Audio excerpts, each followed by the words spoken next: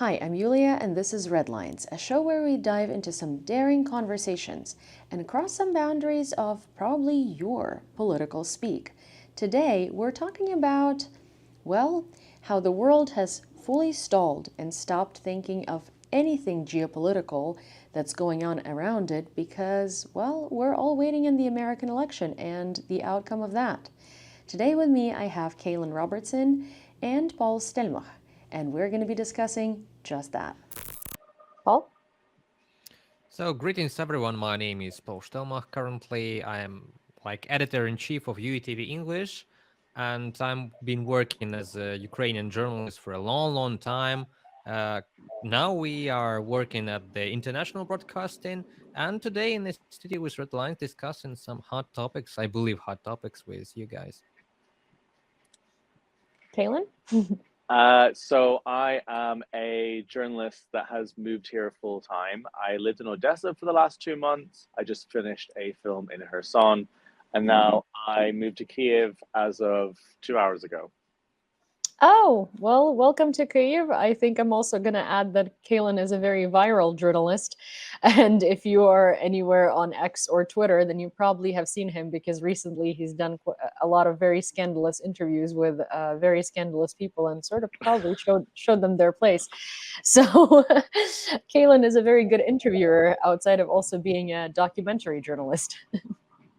So, I think today it's very difficult to sort of speak about what's happening with Ukraine right now because I feel like there is such a veil of uncertainty based on what's going to come out of the American election, because that likely will dictate the course of the war for the next years to come. I'm curious. So, since you've lived most of your life in the UK, right? What do you think the UK is going to do if the US, if Trump, for instance, wins and, well, cuts off aid to Ukraine? What do you think is going to be the UK's stance in that? Well, I think the UK is going to continue to act too little too late and be too weak on their policies with Ukraine. Boris Johnson, during the beginning of this war, was pretty good, actually. He promised and armed this country in a way that it needed to be armed, and things slowly deteriorated and diminished after that moment. And the UK since then has tried to play this sort of flaccid policy of trying to placate Russia. You know, they're scared of Putin.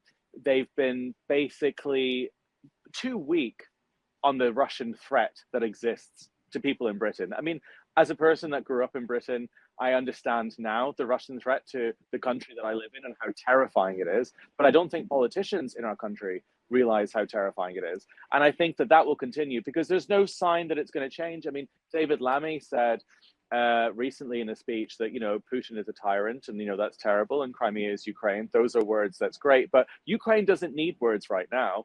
Ukraine needs the weapons and the permission to use the weapons that it needs to fire into the places in Russia that are killing, that are launching missiles and killing civilians. And that's not been happening. And I don't think a Trump presidency will change any of the UK policies. Actually, the UK is at the behest of America, and it always really has been since the fall of the British Empire, which has been happening since World War II, where America follows, Britain leads. Where America leads, Britain follows. And that's been a policy of foreign policy for a long time. You know, even during the Iraq War, Britain followed America's lead. And if America shouts, Britain will follow. And if America says that they're not going to support Ukraine, I actually think that Britain might actually have a similar approach because nothing really has changed since those days. We're far too cautious. And I think it's extremely worrying. I think that a Trump presidency is make or break for the future of Ukraine. I hope it isn't because the technology advancements that are happening here are incredible, and the ingenuity and the way that Ukrainians have basically figured out how to use, you know, how to make ballistic missiles and drones themselves is absolutely incredible. And I think that's because that in this country they have a hunch that they're not going to have the support from the West for much longer because the West has become pathetic. And they've realized that they have to fight this war themselves, and they're doing it really well. They're blowing the world away. So I'm very pessimistic about it. If Trump wins, I think Britain will loosely follow in the type of policies that Trump puts in. If Harris wins, we're going to see 4 more years of Biden, because Biden hasn't actually been that sentient for the last 4 years. And Harris and her team have basically ran a lot of American foreign policy, and we'll just see a continuation of that, which is more caution. So in a lot of ways, I feel like Ukraine is on its own. Ukraine realizes that. That's why they're accelerating and advancing in such incredible ways in technology themselves. But I've lost faith in my country because we're doing too little too late. And we haven't done anything necessary in the last year or so to allow this country to win a war that's essentially with us. You know, this isn't a war between Russia and Ukraine. This is a war between Russia and the West.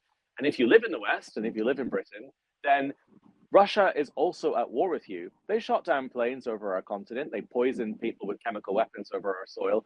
They poisoned our democracy with propaganda and allowed things like Brexit to destabilize our economies. They've been at war with us for a long time. We just don't realize it. And I feel let down by our leaders. And I think I will continue to be let down by our leaders into the future. So I agree with a lot of what you said. I will disagree a little bit on Harris, because she is completely taking a new team with her. And I'm actually a little bit hopeful as someone who's like, you know, who's equally as American as I am Ukrainian in certain ways. I am a little more hopeful in her presidency than I am in Biden's, because Biden's team is the same as was during the times of Obama. And we all know that that was an international politics disaster. His presidency has left a lot of very bad things behind in terms of international politics and America's role in it. So Biden had that entire team. Kamala is bringing on a whole new team, and one of her defense advisors that I like to defer to a lot is Philip Gordon, who would be the chief of the Defense Advisement Office in America, according to multiple rumors and sources on the Hill. He's also the same guy who wrote a manifesto in 2018 asking America to start a Cold War with Russia, based on the threat that Russia poses to the world and to the United States. So on that regard, if Harris wins, I think she's also a little younger.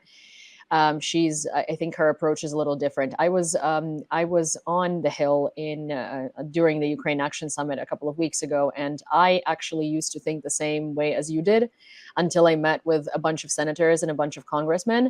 And I've realized, and I've met mostly with Republicans, which is interesting because those are the people that largely don't support Ukraine enough. And interestingly, the idea on the Hill is that the only roadblock to Ukraine aid is, well, Trump, obviously, but if we talk about today, not in the future, is Biden, because he's kind of old. He's scared of taking risks. He's that like old school politician who you know took office in 1978 or 1975, which is crazy. Like, you know, so my parents weren't born in 1975, I think, and he was already in the office, which is insane.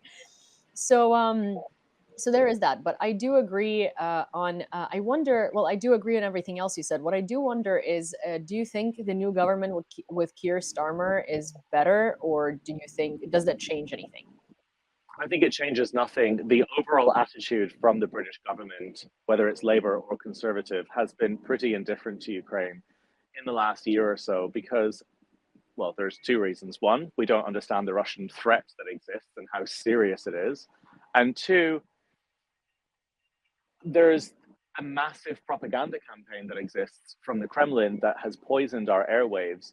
That basically means that the voters of both parties in our countries complain whenever we donate anything to this country because they say, this is our tax dollars, this is our money, this is wasted, this is a pointless war. And the government in our countries want to be re-elected. They're re-elected every 4 years and they want to appease voters. And unfortunately, the voters of Britain have been compromised by Kremlin propaganda, who think that their money, which by the way is 0.2% of British GDP, compared to 41% of the public spending in Russia, on this war, which is nothing. It is totally insignificant. So they're terrified of their own voter base because Kremlin propaganda has convinced them that this war is pointless to support, and they don't understand the Russian threat. This exists across all Western government, and it is the reason that this country hasn't won this war yet. So I'm deeply pessimistic about it, and I don't see what's going to change unless we shut down Russian propaganda and we involve the CIA, the FBI, the full might of our intelligence services to find out exactly how the bot farms are running, exactly who is paid, and who are versions of the Tenet media scandal that we saw, of which there are many, and start arresting people for propaganda, then this isn't going to be dealt with. This is going to continue endlessly. And so I'm really pessimistic about it. And again, I feel ashamed as a British person / Irish person to be in this country, to be under fire like I was in Kherson, to be personally even targeted by drones, to realize that they're happy to kill British people just as much as they're happy to kill Ukrainian people. And British people should know that, but they don't understand the threat and they're too scared to support winning this war. Well, they're likely a lot more inclined to kill British people, right? I'm going to sort of jump in here for a second. For anyone who hasn't seen Kalen's documentary on Kherson, you should go on his channel and you should watch it. Because didn't you discover through your intelligence connections that the reason why the drones were following you so ardently, I suppose, is because you had your British SIM card in, and that was a foreign journalist, so that was a great target for them to have. Yeah, so I mean, I was told when I was there, which is why, I mean, I was very confused when I arrived there because I was chased by a drone within like hours of arriving, which is a pretty strange situation. But my intelligence source in the UK basically said, because I had a UK SIM card, that lights up like a big blue dot, like a big red flag, because the Russians have installed 4G, 5G towers all along the Dnieper River. They've also installed 2,000 other phone network towers in the Kherson and Zaporizhia region, and they have started bombing the towers in the Ukrainian territories so that people's phones start connecting to those towers. And when your phone connects to a Russian tower, what the Russians can do is they can see everything on your phone. Every phone call, they can look at who you are, they can intercept your geolocated data, they can find out where you live and where you are. And they can also install through AI technology and drones that will target the IP addresses of certain people's phones, which is what I think happened in Kherson. But yeah, I mean, that moment made me realize, as if, I already kind of knew, but it made this feel even more personal because they're actively happy to, and even more excited to kill British and Americans. And that should show the West that Russia is at war with all of us more than anything, but it still hasn't. Because when the Russian army, if it ever takes this country, which I hope and I don't think it will, but if it did, it will look west again. And the Russian army is going to be much harder to defeat in the towns and cities and fields of the rest of Europe than it is right now on the front line in the Donbass. And the Ukrainians are willing to fight this war basically on the behalf of all of us in the West, and they're not doing it. And I realized that when I was in Kherson, when I could feel the Russians at the other side of the river, that this is the threat to all of us. So, yeah. I mean, it is. And it also feeds into the idea, right, that you said that the only way that we could probably properly guarantee support for Ukraine and a proper end to this war, which is on Ukraine's terms, is if the people finally realize the threat and if the government finally realize the threat, right? I do think that the government is realizing the threat of Russia, but it's not imminent. It's not imminent on their territory right now. And when we think about the threat of Russia, especially as civilians, we think about tanks rolling through our cities.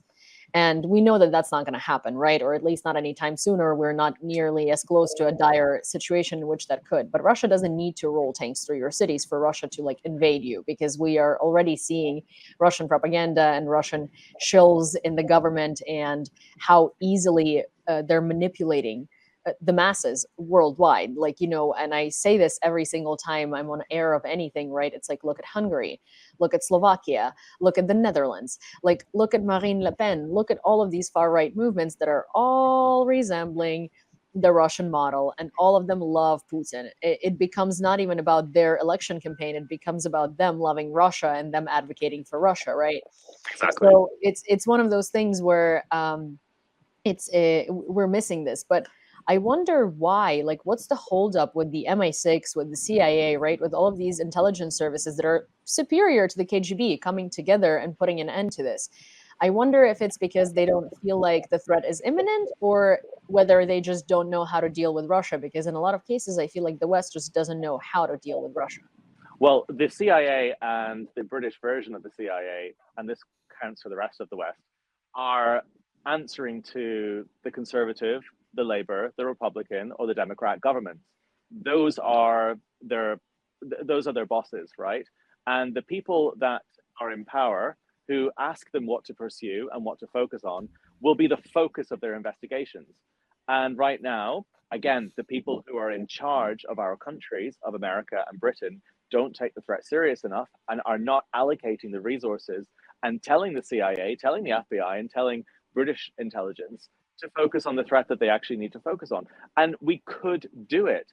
I mean, the White House has started on a surface level, starting to realize how bad this is with the Tenet media scandal we had a couple of months ago, where we've had Margarita Simonyan, head of Russia Today, giving tens of millions of dollars to Lauren Shen, who then funneled that money to right-wing commentators, to people like Tim Pool, who has hundreds of millions of views a month, to say that Ukraine is the enemy of the West.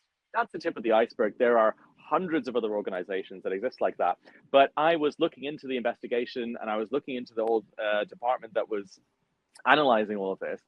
And a source inside of that department basically told me that they were too scared to actively pursue it right now and to actively start arresting people because there's an election coming up and they don't want to be seen as, imprisoning journalists or going after the press just before an election. So we're terrified. We're constantly on edge and terrified. So we're telling our intelligence services to hold off, to not do anything, because we don't want it to be seen as bad optics. Because the opposition to our government, well, to the American government right now, which is Trump, is in the pocket of Putin. And essentially, he's kind of calling the shots in a lot of ways, if you look at it like that. So they're not focusing their resources where they need to be focused, which is on the real enemy, because they are at the behest of their bosses, which are the British and American government, which are either too scared or too compromised to tell them what to do. Yeah, I definitely agree with that. I mean, I think, the scary situation about everything that's going on right now and sort of like Europe's opinion on everything is that America holds not Europe's opinion on everything. I feel like I'm being so vague on this. It's like the scary part of this entire situation is that Ukraine's victory and our opportunities and what we can do depends on the election in the United States. Because no matter what, depending on what happens to the US and who is the president, we're either going to get kind of the same deal, maybe a little better, and we're still going to have to figure out a lot of stuff ourselves, but then we can kind of poke Europe to do better, right, and hope for that. Or we are completely stuck in a very atrocious situation where we have Trump and the world follows because America holds its hand on the pulse of the entirety of the Western world. And that's sad. And I think it's sort of giving me even more of a feeling of like, oh, we're stuck in a limbo to talk to you today, because I've been feeling that way since I've come back to the US. It's a little different when you're in Ukraine, right? Like you're still getting the same information. I mean, all of my, field of view is English speaking. All of my algorithms are English speaking. So all of the content that I get is political from America, but it's not necessarily, the feel is not the same. And I've been here now for 3 weeks and I'm going to be here for another week or two. And coming back here, it's almost like everything has stalled and all the politicians don't want to talk about anything until the election. Everyone basically tells you, oh, you got to survive the next 40 days. And then that's when you're going to find out what's next. And it's terrifying because every 30 days, every day, every 2 days, things get worse and Russia goes further and further. And it doesn't have to mean territorially, but progress-wise, Russia brainwashes more people. Russia buys more politicians. Russia figures out how to install more of their own connections in the governing bodies in different countries. Russia spreads propaganda narratives. It's like every day weighs as much as gold does.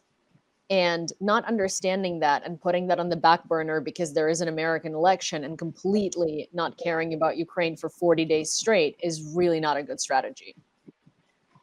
No, it isn't. But this is an unprecedented political situation. 20 years ago, and even during the Cold War, there was a unilateral agreement between Republicans and Democrats that Russia was a threat to America because there was a common sense of discourse. People knew fact and fiction, and there was a common enemy, right?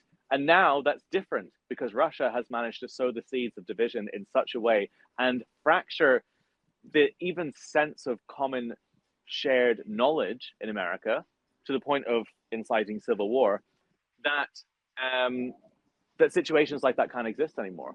You know, again, if this was 30 or 40 years ago, if Russia hadn't influenced our politics so much, this wouldn't be an issue around the time of the election, because Republicans and Democrats would unilaterally agree that Russia is a threat to Ukraine, Europe, and America, and it wouldn't be an issue. It wouldn't be something that they have to be quiet and cautious and scared about, because they wouldn't think, which is what Biden thinks right now, that the opposition can use any kind of escalation as an opportunity.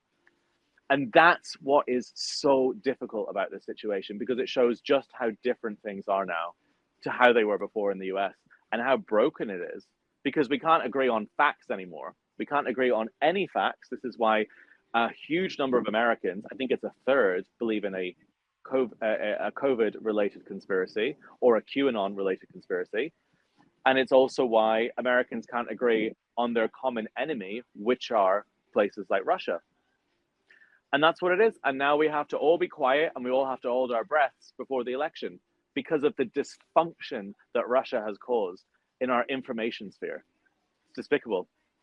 Well, I mean, I don't know if you've watched Operation Infection, either one of you, but Operation Infection basically talks about how Russia specifically caused these divisive narratives, and why we got to the point where you can show someone a list of facts and they can be approved by, I don't know, 30 separate independent sources, and people will still not believe the facts. Like, you can tell them, the grass is green, and you can show them green grass, and they've been told the grass is yellow, and they're going to think that there is a conspiracy behind it, and you made the grass green. You made it seem green.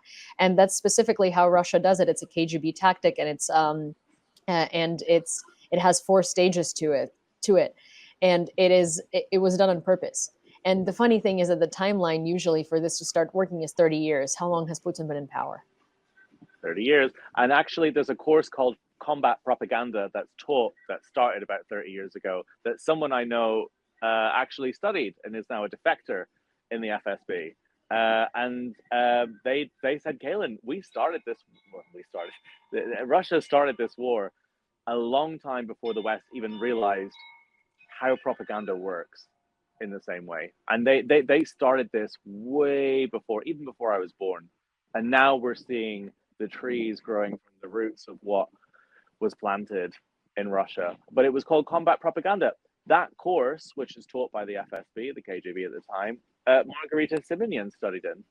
It was it's a real life version of the film Red Sparrow, and now we're seeing the fruits of that today. Well, because Russia excels in propaganda, because they excel at lying, because that's the kind of mafia culture they are. Well, generally, the interesting bit that I don't think a lot of people know is that in St. Petersburg, no matter which major you're focusing on, every single one of them has a course that basically is ideological subversion. So even if you are a good Russian, which I don't believe necessarily need to be brought to attention, because there are so few of, like, actually, not even good, but I guess so few reasonable people that are from Russia that are actually doing something valuable for society. But point is that even if you went to school in St. Petersburg, that particular university, which most Russian educated people go to, it's Moscow or St. Petersburg, right? You will have been subjected to ideological subversion courses, and you don't even know that. So you working in the West, you're already spreading Russia favorable narratives, because that's what you've been taught to do without your consent.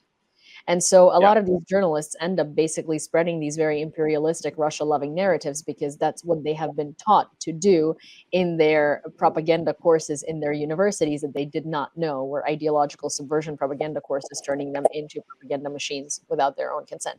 So I think the biggest mistake that we're making in the West is we're still employing Russians. Like, we're employing them in the Washington Post, we're employing them in the New York Times, we're employing them in the Telegraph, we're employing them in ministries. They are, they work in creative fields, they work in cultural fields, they work in media fields, and that needs to stop. Because the issue is that we're not dealing with a normal country. We're not dealing with the poor people that have been deceived. We're dealing with a machine and a conglomerate that produces propaganda of their imperial mind through their own people, even if those people don't realize it.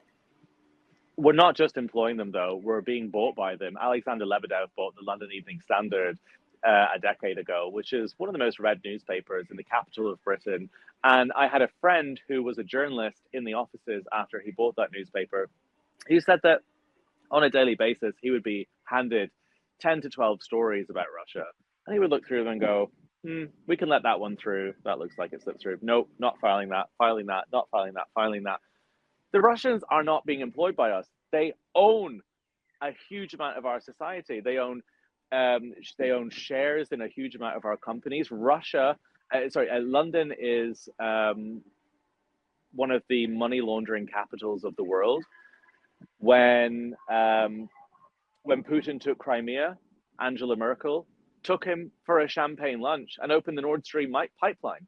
We don't just employ Russians, we allow them to dominate our society and buy our newspapers and pump out propaganda inside our own country. No other country would tolerate that. Can you imagine if America and Britain sent CIA operative types, which is the equivalent of Alexander Lebedev, to Moscow to open news outlets to pump out anti-Russian propaganda? They would be arrested for treason within seconds. Yet Britain doesn't just not arrest them, they give them knighthoods.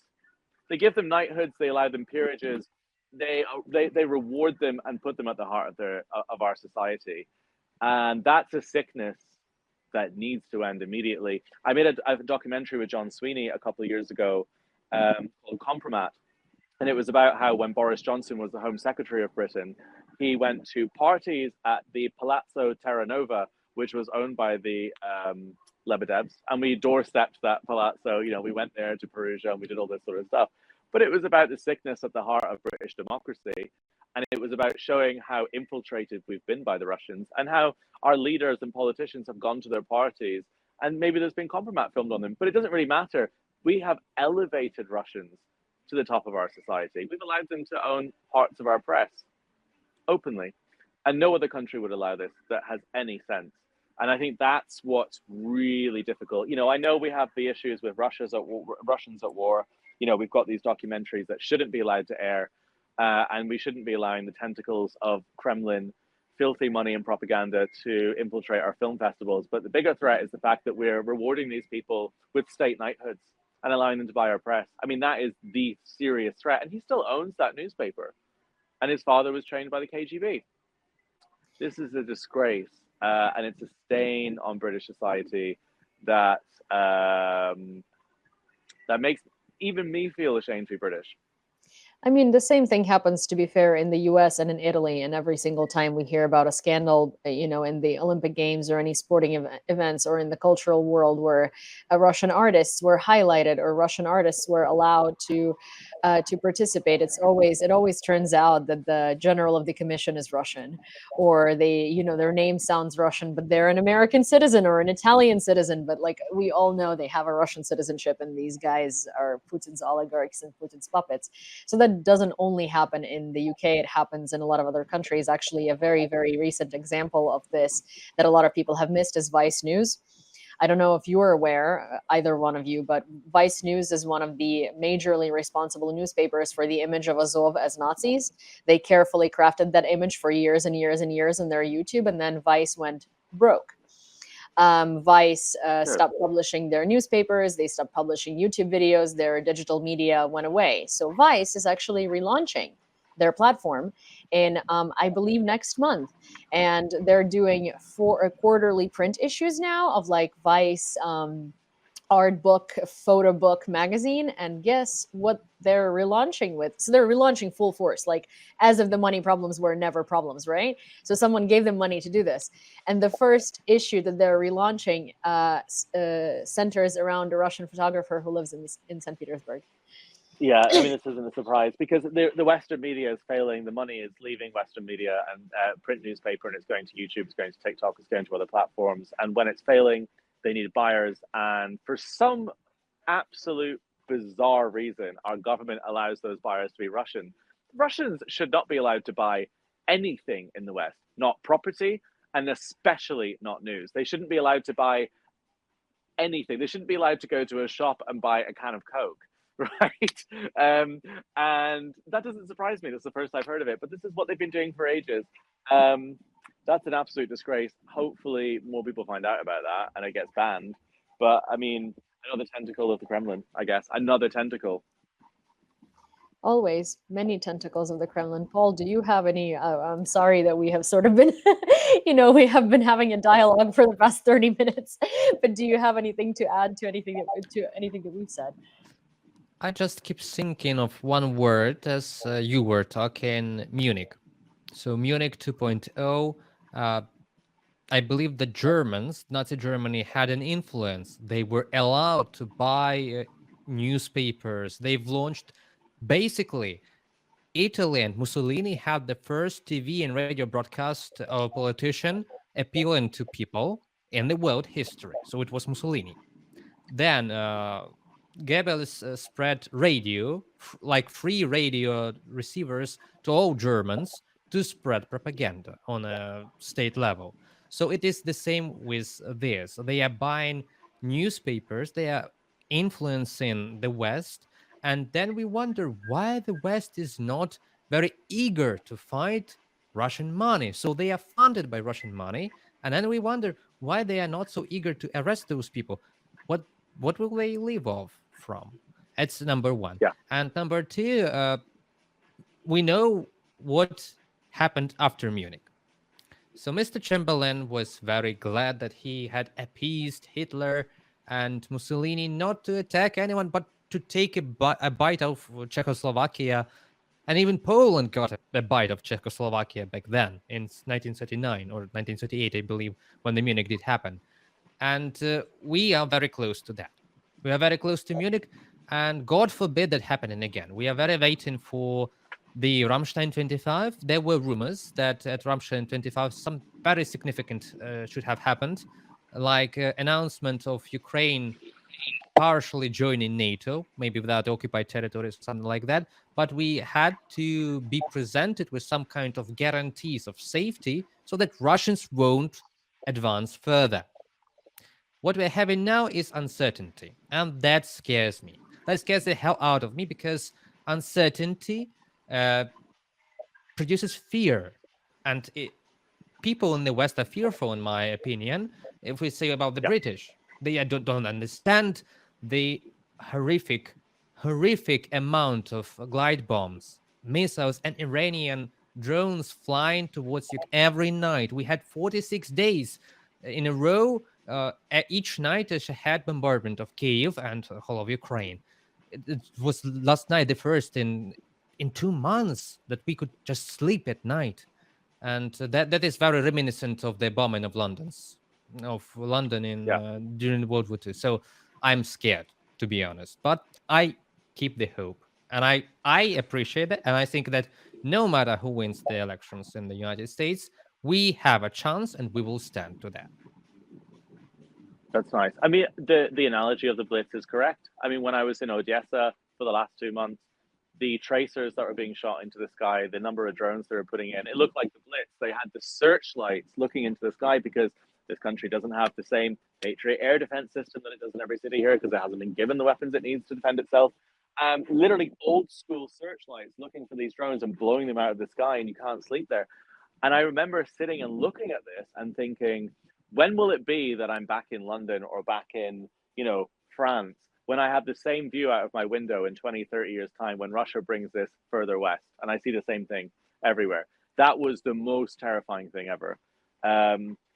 Gosh, I just don't know how Ukrainians are mentally coping with this. I don't know how they're mentally coping with it, because it is constant, and it feels like it's getting so much worse.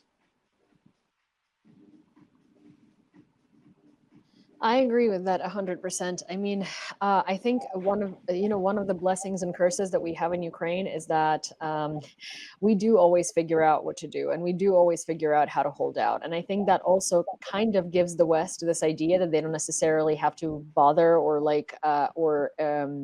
hurry to help us, because that's okay, they're going to hold out. Like, they're coming out with drones, they're coming out with missiles. Look at that, they basically took back Kharkiv with absolutely nothing, with their bare hands, and weren't getting any shipments. So why would we hurry and worry if they can hold their own? But the problem is that we're not holding our own because we can. We're holding our own because if we don't, we're gonna collapse. Like, the front line today, which is not spoken about in the world at all, is at the point of crumbling. It's Yeah. really difficult. There is so much Russia is doing. The front line is moving further and further west every day. And maybe, yes, sure, it's a couple of meters, but there are places that are so incredibly overwhelmed, and there are not enough brigades. There are not enough people defending them, not because, I don't know, there are not enough people, but it's because they're all exhausted and they haven't been changed. People are getting tired of the war. The narratives in Ukraine, also Russian propaganda in Ukraine, is working. There are so many people being upset at the government for mobilizing people. Yeah. And we're in the state of a full-scale invasion. I understand that you don't want to go fight. No one does, but what's the alternative? You're not going to fight for Ukraine. You're going to end up fighting for Russia. And people used to understand that, and now there are a lot of people that don't. No, because propaganda is a tool that is incredibly effective, that's been used since the beginning of human conflict. And Russians have perfected it behind our backs in the darkness since World War II. I mean, Putin was there when the Berlin Wall fell, and he never got over it. He was pissed off about it. And he always wanted that border back again. He feels entitled to this part of Europe, and he realized that he could formulate a plan, which was realizing that the West is actually it likes to believe the best in people.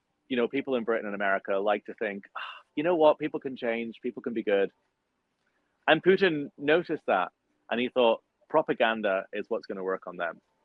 And that's why he started building the networks that work even inside Ukraine to try and humanize Russians, when Russians shouldn't be humanized, actually. And that might sound controversial, but they've made that decision by not protesting this war, by illegally invading this country, by being indifferent to Ukrainian lives. I mean, Russians are happy with this war. They actually don't care. We see this with people that do streeters and interviews in that country, and they're indifferent as a people. And the culture of Russia is a culture of mafiaism, of cronyism, and of looting. And culture isn't random. Culture doesn't fall from the sky in the middle of the night or grow on trees. Culture actually comes from people, from Russian people. British culture comes from British people, and Ukrainian culture comes from Ukrainian people. And we should start looking at most Russians as the way that the Russian government is behaving, and start looking at the propaganda in the same way. But we're decades ahead of realizing that. It's something I didn't really know about until the last few months, until actually living here, until actually going to the front lines in this country, and when you can actually feel the Russians that are nearby. Because where they come, darkness follows, electricity dies, the state of the trenches, the state that they treat each other in is despicable compared to the Ukrainians. And you can see the cultural difference. You can see the difference between Russians and Ukrainians with your own eyes. And you can feel it when you're in Kherson. You can feel them at the other side of the river. You can feel them looking at you in the sky. And it only took that moment until getting there to realize just how toxic it was. And most Westerners will not have the experience that I had going to those places to realize those things. But what we could do is have our governments blockade this propaganda immediately and look at it as wartime propaganda. Back in World War II, we threw Lord Haw in prison. We threw propagandists that would pollute the British radio waves with Nazi content paid for by the Nazis. We threw them in prison for treason. This is actually almost getting to a point where it's worse. And we're not throwing them in prison. We're giving them awards for their contributions to British society, which is filling it with filthy Russian money. Well, we're also not. Okay. I'll just say something very quick. We're also not like arresting people, like the likes of Kim.com. And I mean, he's in Malaysia, right? But we have a lot of people like that, like Tucker Carlson. Why is he not arrested? He's very clearly a paid propaganda piece, right? And Jackson Hinkle. Like, we have so many people like that. And they're all not only are they just spitting out like insane bullshit, pardon my French, but they're also very clearly paid by Russia, and there's so much traces of them being paid by Russia. If you look at their bank accounts, I'm sure you would know that would not even take 10 minutes to find sources of Russian money, because it doesn't seem like they're being very careful. They're in your face about it. But we won't do Elon, that because we have an obsession with the holy grail of journalism. You can't attack journalists. You can't do anything. yeah. But actually, Freedom of Jackson speech. is not a journalist. Yeah. None of those people are journalists. Tucker is not a journalist. You don't go to a supermarket in Moscow during the Russian invasion, make propaganda about how great it is, and claim to be journalists. So they're not journalists.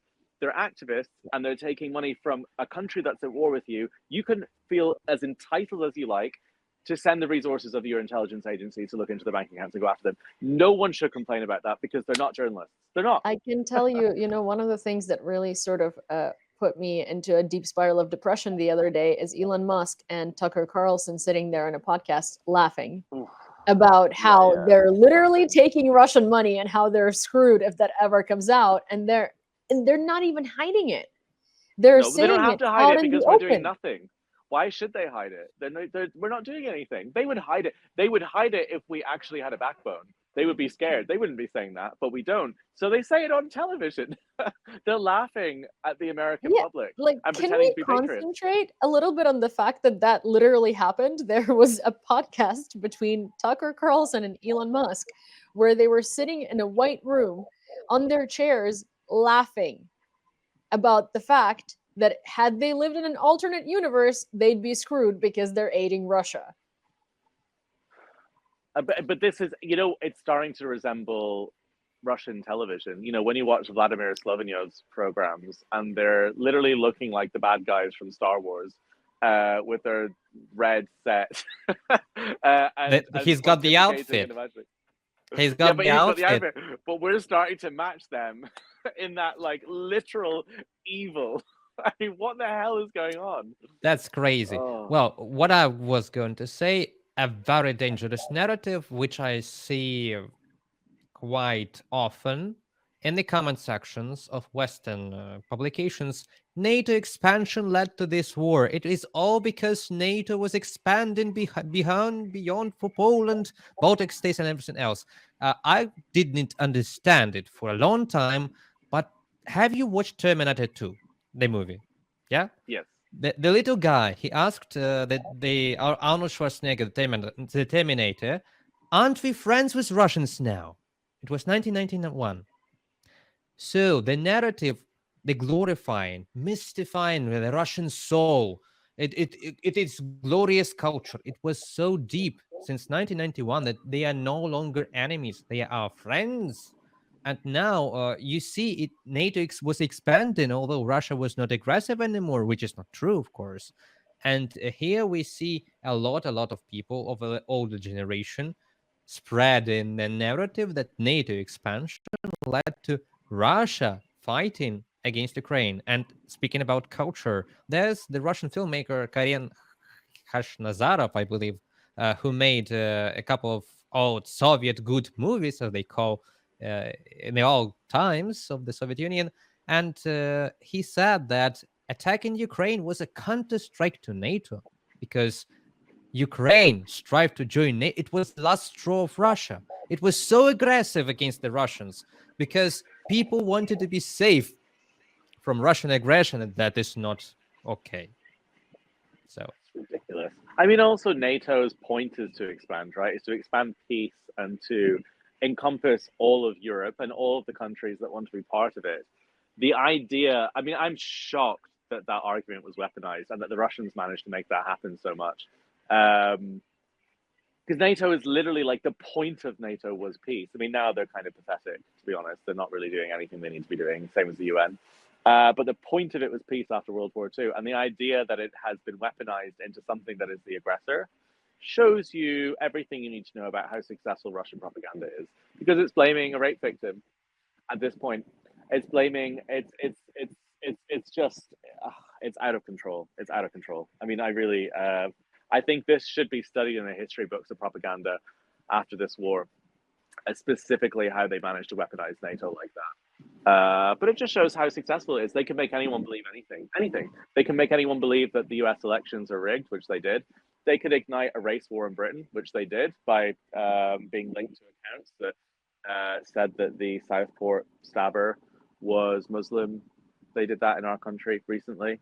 They can make anyone believe anything. It's out of control. Yeah, I mean, generally, I feel like every time I look at the news and every time I look at the narratives that people are especially spreading on social media, I'm just kind of like, do we live in the Matrix? I don't understand like how little awareness, like self-awareness and awareness about the world you need to be able to believe this, but nothing surprises me anymore. So I guess every time we do these panel discussions, I always ask at the end of it, what do you think needs to change for people to actually start understanding what's happening? Because what's really happening is we're living in World War III.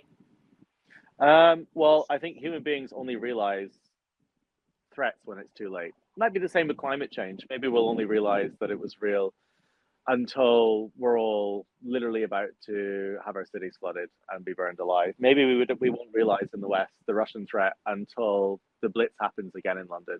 And the same view that I have out of the bedroom window in Odessa is the same window that people have in New York. I don't know, but things only change at the last second with humanity because that's how people are. They're always the last to leave the party. And they're always the last to act on anything. And I hope that they realize in this war just before the 11th hour, just before the last second. Otherwise, it's all over. In your personal opinion, do you think we've reached the point of no return, or do we still have time and ability to fix things? I think that this is difficult because Western imperialism and American imperialism is now seen as a dirty word because of the lies of the Iraq War and things like that. And so now a big part of the American public and British public don't want any of our countries involved in anything foreign or interference. But we should be, because some countries in the world need to actually be the superpowers. Someone has to be a superpower. You just have to decide who it is. Is it going to be China? And look at how they're colonizing Africa right now.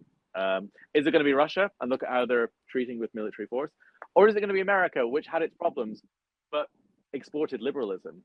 I think when we decide what that is, and when we get over that, then we'll realize our future. But we need to stop losing faith in ourselves as countries and realize that actually it's okay to export good ideas and to, I don't know, go back to the old days of liberalism.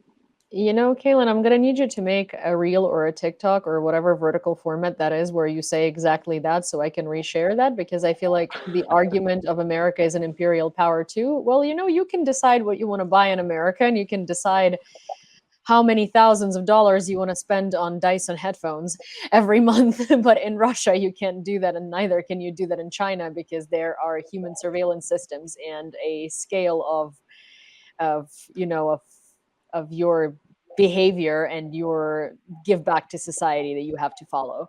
So did your light True. just die? They are throwing me out here. It's closed. So I Gotcha. have to go. Well, that's very they just timely waved and because closed the light. that is very timely because we're steadily approaching the end of this conversation, and that was a fantastic thing to wrap it up with. Paul, do you have anything to say while Kaylin shows us the beauty of Kyiv in the background? I would really wish our dear guest Killian to have a nice hot drink after he's been standing out in the balcony for an hour or so. It's autumn in Kyiv, and I really hope, I pray for that Kyiv remains the same as it is now, the free Kyiv, when we can speak whatever we want with whoever we want and visit, have a nice coffee or tea on the balcony watching our Mikhailivsky church, and Ukraine stays independent country. So that's my hope. That sounds amazing. Okay, very cool. Well, I Thank now you have to for go. yeah, thank you for joining us. Thank you. And I'm sure I will see you soon, and I'm sure we'll have you back on this channel shortly. Thank Have a you, nice Kaylin. evening, Thank you everyone. so much for having me. Right, I'm going in. Have a great evening. Thank you. Good to see you. Bye. Well, I'm sure that was educational and probably ruffled some feathers, because honestly, I find that a lot of people really don't like hearing the truth, and a lot of people really don't like hearing the criticism of the Western world and everything that's been going on in it. I hope that this conversation inspires you to think out of the box and think deeper about the things that are really happening in the world and how they affect all of us. And if you enjoyed this conversation and you would like to hear more conversations like it, please don't forget to subscribe to The Gaze and UATV English. Give this video a like, a hearty one, send it to a friend, and of course, leave a comment with your opinion, because I read all of them and I am very interested in what you have to say. See you next time.